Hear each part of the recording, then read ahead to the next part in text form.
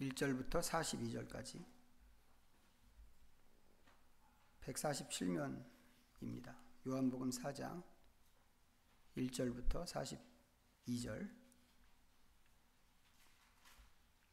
찾으셨으면 함께 읽겠습니다. 예수께서 제자를 삼고 세례를 베푸시는 것이 요한보다 많다 하는 말을 바리새인들이 들은 줄을 주께서 아신지라. 예수께서 친히 세례를 베푸신 것이 아니요 제자들이 베푼 것이라. 유대를 떠나사 다시 갈릴리로 가실새 사마리아를 통과하여야 하겠는지라. 사마리아에 있는 수가라는 동네에 이르시니 야곱이 그 아들 요셉에게 준 땅이 가깝고 거기 또 야곱의 우물이 있더라. 예수께서 길 가시다가 피곤하여 우물 곁에 그대로 앉으시니 때가 6시쯤 되었더라. 사마리아 여자 한 사람이 물을 기르러 왔음에 예수께서 물을 좀 달라 하시니 이는 제자들이 먹을 것을 사러 그 동네에 들어갔음이로라. 사마리아 여자가 이르되 당신은 유대인으로서 어찌하여 사마리아 여자인 나에게 물을 달라 하나이까? 이는 유대인이 사마리아인과 상종하지 아니함이로라. 예수께서 대답하여 이르시되 내가 만일 하나님의 선물과 또 내게 물 좀 달라 하는 이가 누구인 줄 알았더라면 내가 그에게 구하였을 것이요 그가 생수를 내게 주었으리라. 여자가 이르되 주여 물 기를 그릇도 없고 이 우물은 깊은데 어디서 당신이 그 생수를 얻게 싸움나이까? 우리 조상 야곱이 이 우물을 우리에게 주셨고 또 여기서 자기와 자기 아들들과 짐승이 다 마셨는데 당신이 야곱보다 더 크니이까? 예수께서 대답하여 이르시되 이 물을 마시는 자마다 다시 목마르려니와 내가 주는 물을 마시는 자는 영원히 목마르지 아니하리니 내가 주는 물은 그 속에서 영생하도록 솟아나는 샘물이 되리라. 여자가 이르되 주여 그런 물을 내게 주사 목마르지도 않고 또 여기 물 기르러 오지도 않게 하옵소서. 이르시되 가서 내 남편을 불러오라. 여자가 대답하여 이르되 나는 남편이 없나이다.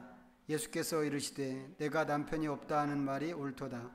너에게 남편 5이 있었고 지금 있는 자도 내 남편이 아니니 내 말이 참되도다.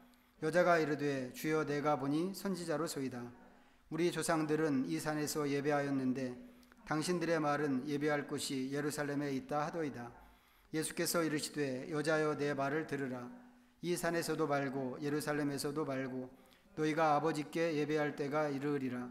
너희는 알지 못하는 것을 예배하고 우리는 아는 것을 예배하노니 이는 구원이 유대인에게서 남이라. 아버지께 참되게 예배하는 자들은 영과 진리로 예배할 때가 오나니 곧 이때라. 아버지께서는 자기에게 이렇게 예배하는 자들을 찾으시느니라. 하나님은 영이시니 예배하는 자가 영과 진리로 예배할지니라. 여자가 이르되 메시아 곧 그리스도라 하는 이가 오실 줄을 내가 아노니 그가 오시면 모든 것을 우리에게 알려주시리이다. 예수께서 이르시되 내게 말하는 내가 그라 하시니라. 그때 제자들이 돌아와서 예수께서 여자와 말씀하시는 것을 이상히 여겼으나 무엇을 구하시나이까? 어찌하여 그와 말씀하시나이까? 묻는 자가 없더라. 여자가 물동이를 버려두고 동네로 들어가서 사람들에게 이르되 내가 행한 모든 일을 내게 말한 사람을 와서 보라. 이는 그리스도가 아니냐 하니 그들이 동네에서 나와 예수께로 오더라. 그 사이에 제자들이 청하여 이르되 랍비여 잡수소서. 이르시되 내게는 너희가 알지 못하는 먹을 양식이 있느니라.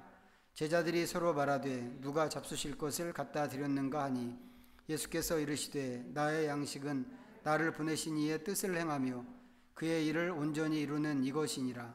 너희는 넉 달이 지나야 추수할 때가 이르겠다 하지 아니하느냐? 그러나 나는 너희에게 이르노니 너희 눈을 들어 밭을 보라. 희어져 추수하게 되었도다. 거두는 자가 이미 삭도 받고 영생에 이르는 열매를 모으나니 이는 뿌리는 자와 거두는 자가 함께 즐거워하게 하려 함이라. 그런즉 한 사람이 심고 다른 사람이 거둔다 하는 말이 옳도다. 내가 너희로 노력하지 아니한 것을 거두러 보내었노니 다른 사람들은 노력하였고 너희는 그들이 노력한 것에 참여하였느니라. 여자의 말이 내가 행한 모든 것을 말하였다 증언하므로 그 동네 중에 많은 사마리아인이 예수를 믿는지라. 사마리아인들이 예수께 와서 자기들과 함께 유하시기를 청하니 거기서 이틀을 유하심에 예수의 말씀으로 말미암아 믿는 자가 더욱 많아 그 여자에게 말하되 이제 우리가 믿는 것은 내 말로 인함이 아니니 이는 우리가 친히 듣고 그가 참으로 세상의 구주신 줄 알미라 하였더라. 아멘. 예, 수가성 여인 이야기를 우리가 또 읽었습니다. 이 본문을 한 달 반쯤 전에 십자가 절기에서 읽었는데 오늘 또 읽었고, 이제 얼마 안 됐는데 이렇게 또 읽은 것은 이 말씀이 이제 지난주 말씀하고 좀 연결되는 주제가 있기 때문에 그렇습니다. 지난주에는 요한복음 6장이었죠.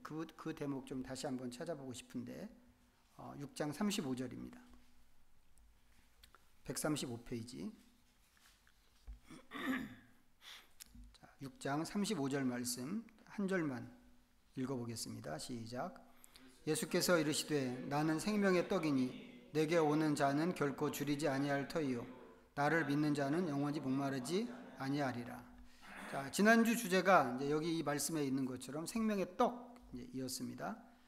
떡 이야기를 하는데 이제 떡이기 때문에 내게 오는 사람은 이제 첫째 줄이지 않을 것이고 그 다음은 이제 영원히 목마르지 아니하리라. 이제 이렇게 말씀을 하셨어요.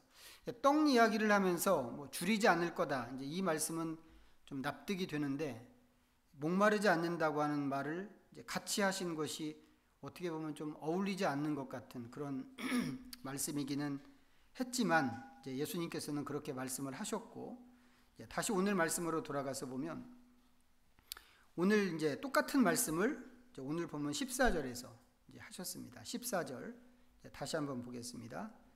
자, 읽습니다. 시작. 내가 주는 물을 마시는 자는 영원히 목마르지 아니하리니 내가 주는 물은 그 속에서 영생하도록 솟아나는 샘물이 되리라. 사건으로 생각하면 이 두 개의 사건이 완전히 다른 사건이죠.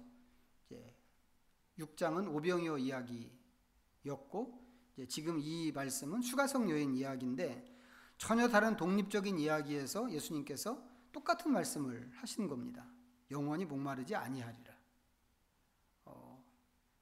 또 이 말씀이 이제 그 사건 자체도 다르지만 말씀을 듣는 대상도 또 전혀 다른 사람입니다. 6장에서는 유대인 군중들을 향해서 하신 말씀이고 지금 4장에서는 사마리아 여인 한 사람에게 하시는 말씀입니다. 그런가 하면 또 말씀을 주시는 장소도 다르죠. 6장은 가버나움 회당에서 하시는 말씀이었고 4장은 이 사마리아 수가성의 이제 외딴 우물가였습니다.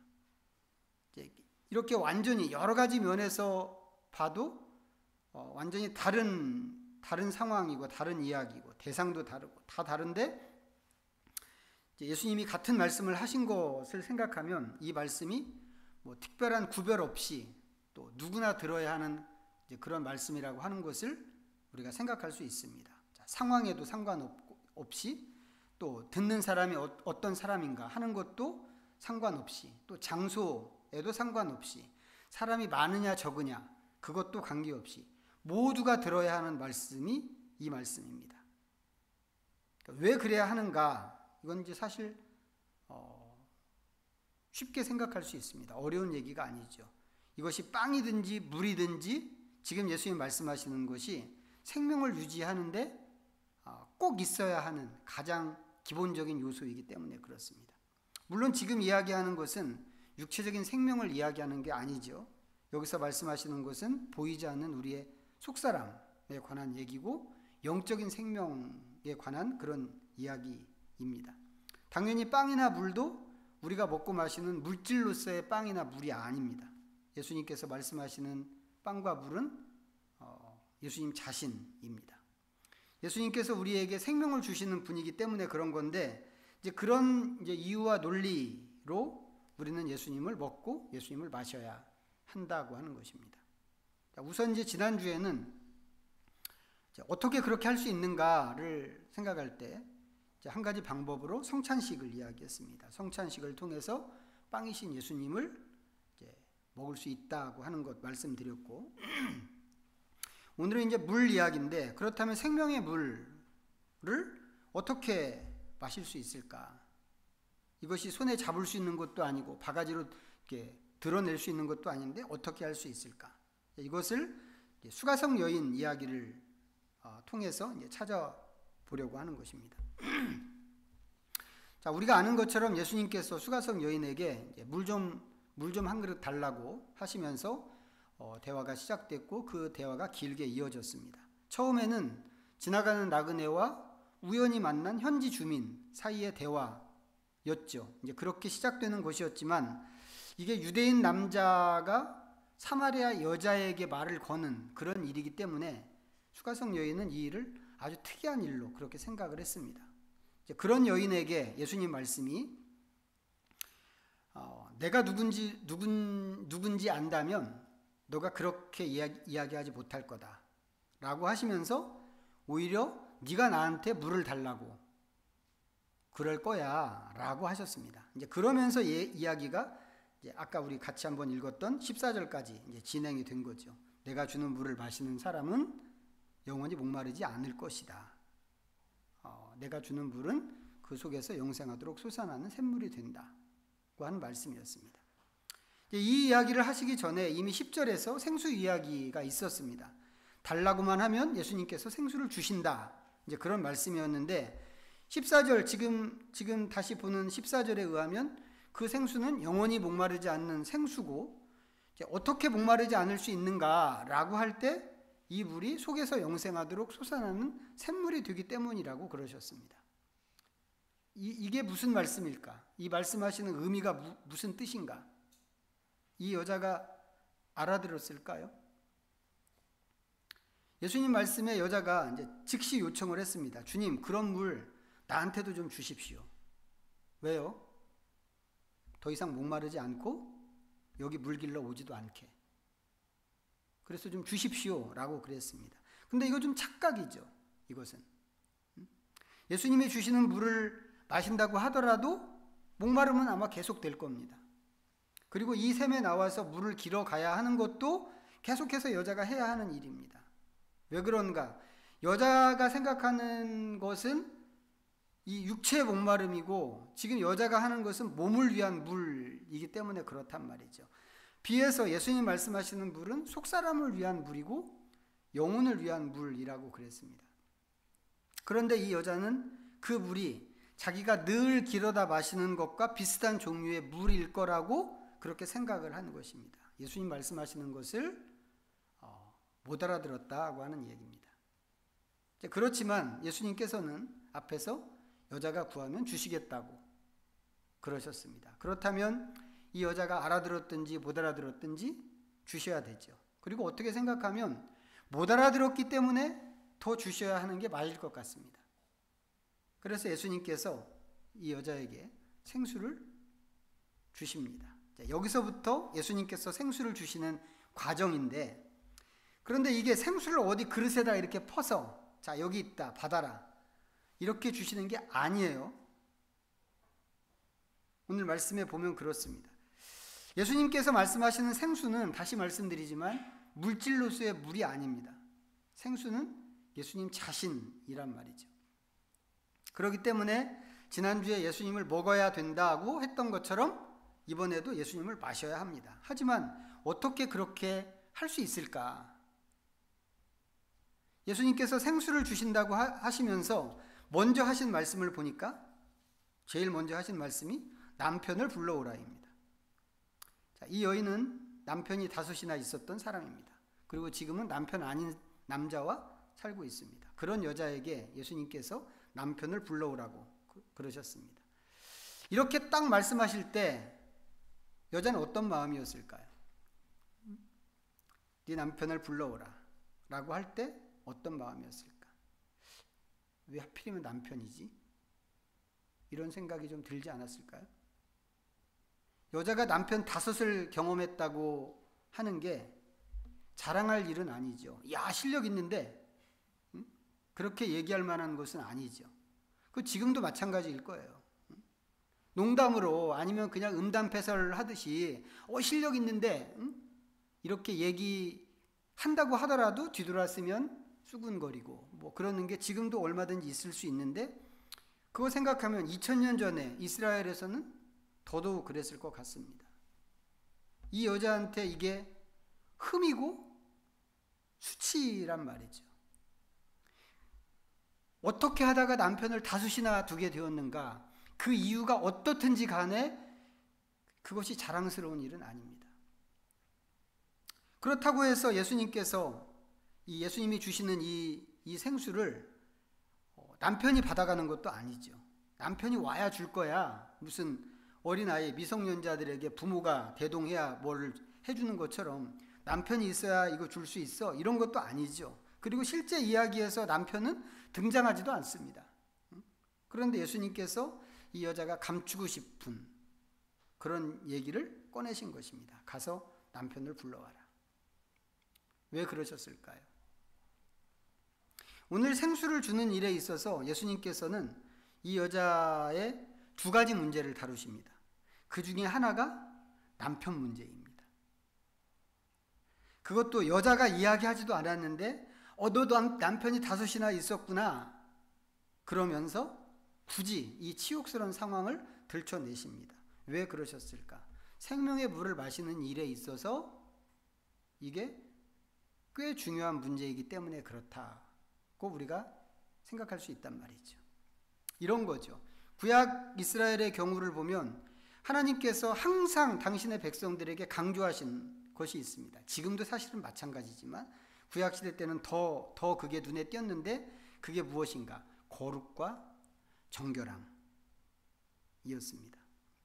인간이 하나님께 나가는 건 불가능한 일이란 말이죠.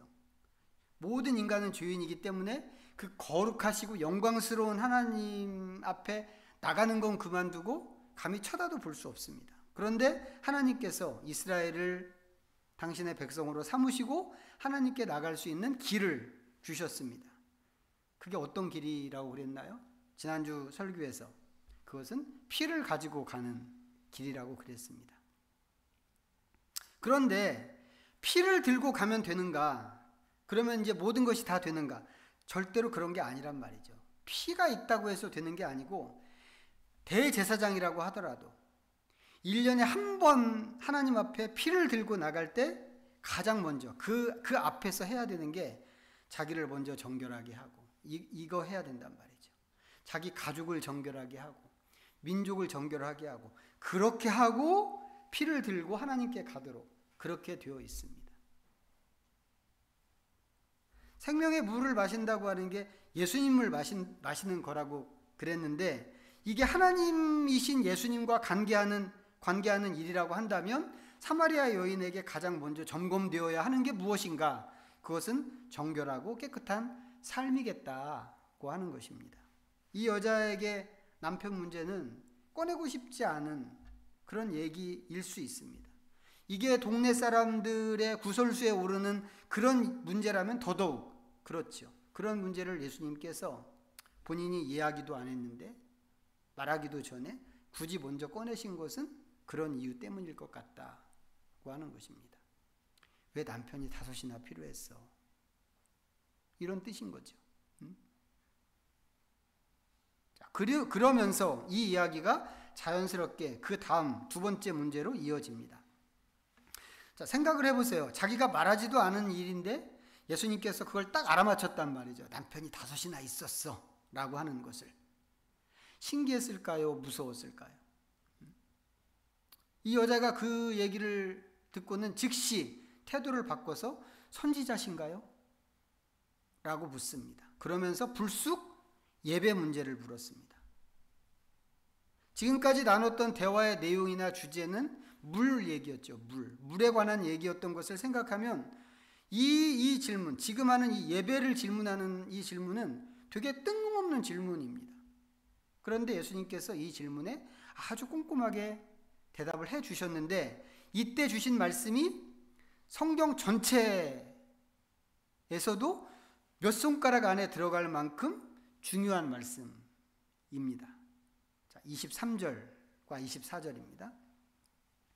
한번 또 읽어보겠습니다. 23절과 24절 시작. 아버지께 참되게 예배하는 자들은 영과 진리로 예배할 때가 오나니 곧 이때라. 아버지께서는 자기에게 이렇게 예배하는 자들을 찾으시느니라. 하나님은 영이시니 예배하는 자가 영과 진리로 예배할지니라. 이 맥락 없이 툭 튀어나온 질문에 이렇게 중요한 말씀을 예수님께서 대답으로 하셨단 말이죠. 한 사람 놓고 이방인 같은 사마리아 여자, 그나마 그 이방인들 중에서도 동네에서 내놓은 사람 같은 그런 여자 한 사람에게 이렇게 중요한 말씀을 해주셨어요. 이렇게 중요한 말씀은 어때요? 너무 아깝지 않나요? 좀 군중들 많은 사람들이 있는 데서 얘기해야 되는 거 아닌가 싶은데 하나님께서 이 여자 한 사람에게 이렇게 중요한 말씀을 하셨습니다. 이런 거 생각하면 예수님께서 대화를 이쪽으로 끌고 가려고 처음부터 의도하셨나 싶은 생각이 들 정도입니다. 그리고 이 말씀은 자연스럽게 어디로 연결되나요? 예수님이 그리스도라고 하는 것을 드러내는 상황으로 연결이 됩니다. 지금 이 이야기가 어떤 이야기였는가? 영원히 목마르지 않는 또 영원한 생명을 주는 그 생명의 물 이야기를 지금 하고 있는 중이란 말이죠. 이 물은 예수님만 주실 수 있는 것이고 예수님 자신이 그 물입니다. 그런 물을 달라고 한 이 여자의 관심은 뭐예요? 어떻게 하면 내가 그 물을 받아 먹을 수 있을까? 이것입니다. 우리도 그게 관심이죠. 어떻게 하면 이 영원한 물을 나는 받아 먹을 수 있을까? 이거 우리한테도 궁금한 얘기인데 그걸 이야기하는 대목에서 예수님께서 예배 이야기를 이렇게 하셨다고 하는 것입니다. 그렇다면 영생의 물을 마시는 것이 예배와 관련돼 있다는 이야기가 아닐까 싶은 생각이 든단 말이죠. 예배를 통해서 영생의 물을 마실 수 있다고 하는 것입니다. 다행히 우리는 매주 예배를 드립니다. 수가성 여인은 어땠을까요? 수가성 여인도 예배를 드리는 사람입니다. 이 여자는 사마리아 사람이죠. 사마리아 사람이지만 모세의 글을 경전으로 삼고 있는 사람이고 그것을 늘 읽는 사람입니다.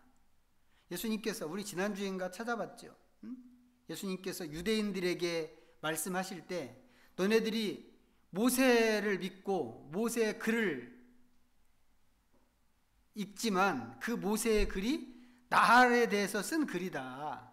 이런 말씀을 예수님께서 한 적이 있는데 이 여자도 그 글을 경전으로 읽는 사람이란 말이죠. 이 사람이 안나나 시몬처럼 그리스도가 오시기를 아주 그냥 간절히 매일매일 간절히 기다리고 있었던 사람인지는 모르겠는데 그렇지만 하나님께서 약속하신 그리스도가 언젠가는 오신다고 하는 것을 믿는 사람입니다.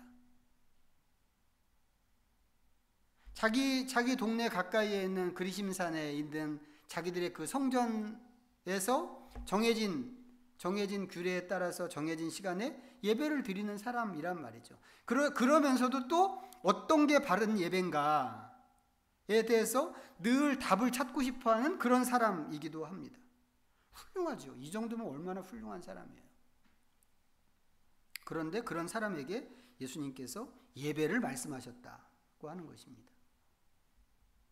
여자가 원하는 것은 영원한 생수라고 하는 그 물을 나에게도 주십시오. 이거였습니다.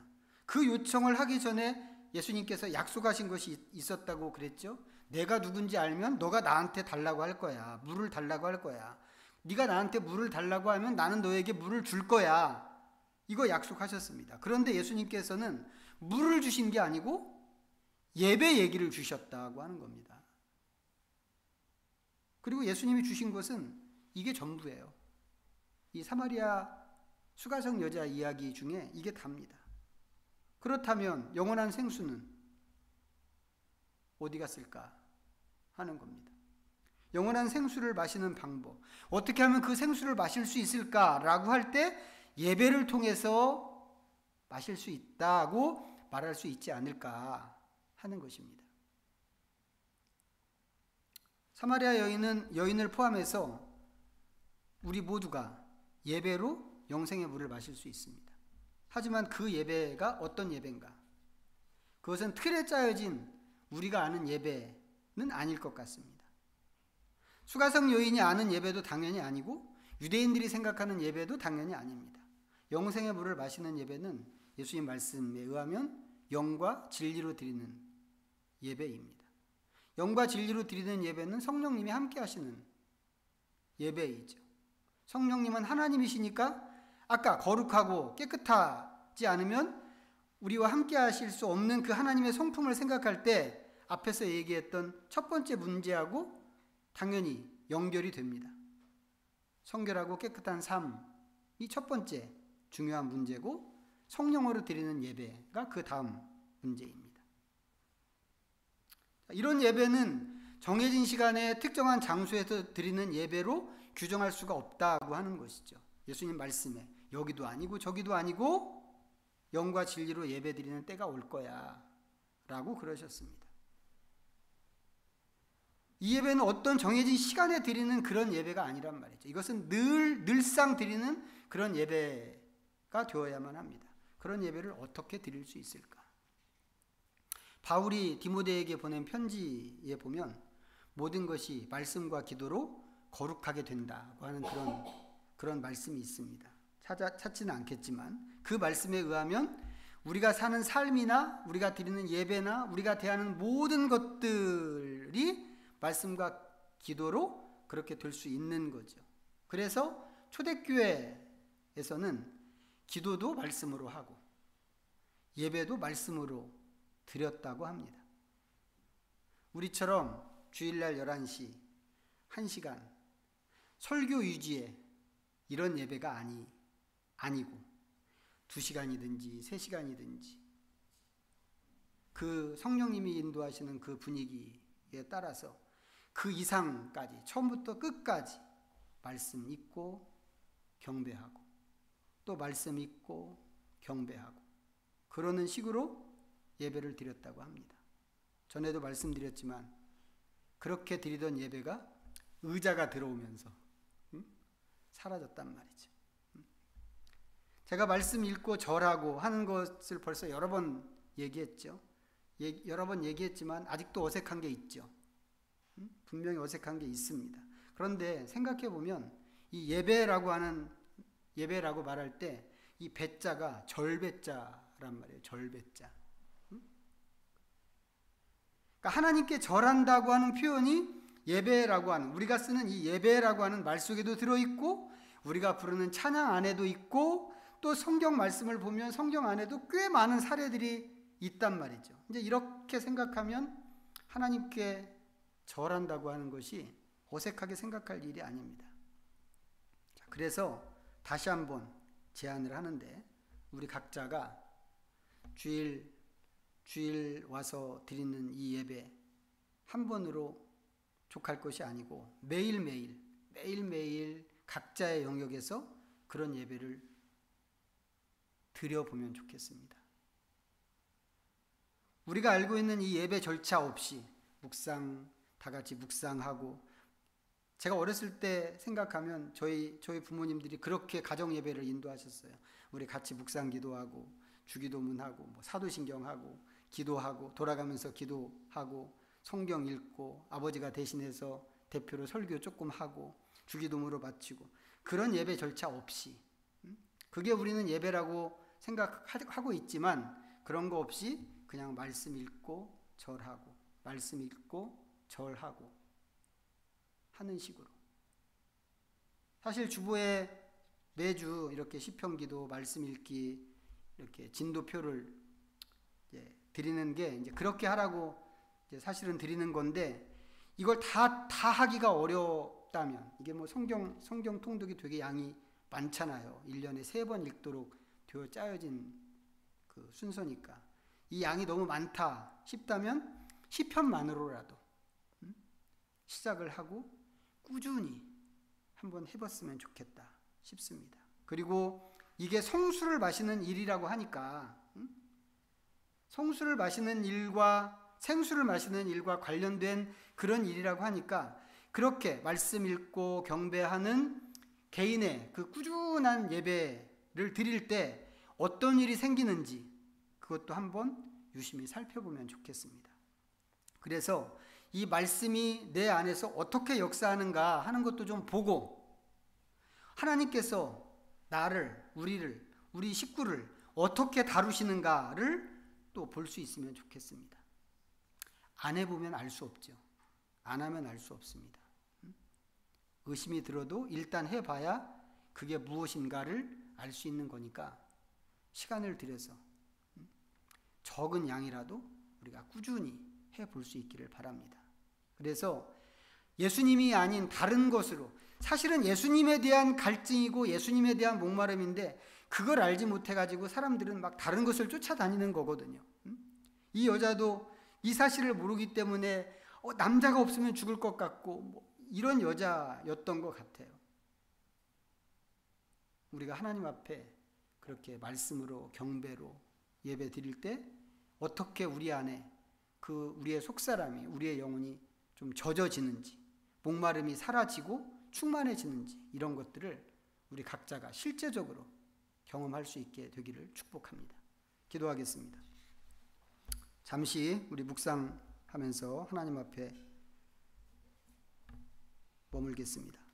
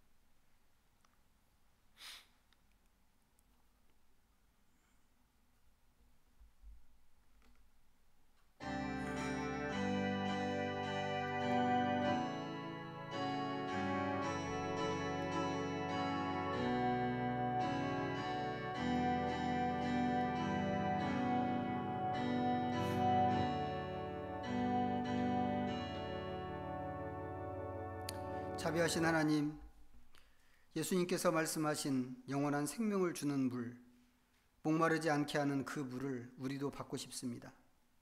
하지만 우리는 말씀하신 의미도 그것이 주는 신비도 잘 알지 못합니다.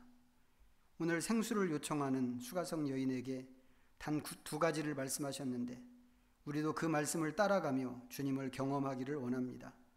성령께서 함께 하시고 인도하실 때 하늘의 생수를 마시게 하시고 우리의 속사람이 힘있게 자라나게 하시옵소서. 예수님의 이름으로 기도하옵나이다. 아멘. 모두 자리에서 일어나셔서 찬송가 634장을 부르시면서 봉헌하겠습니다.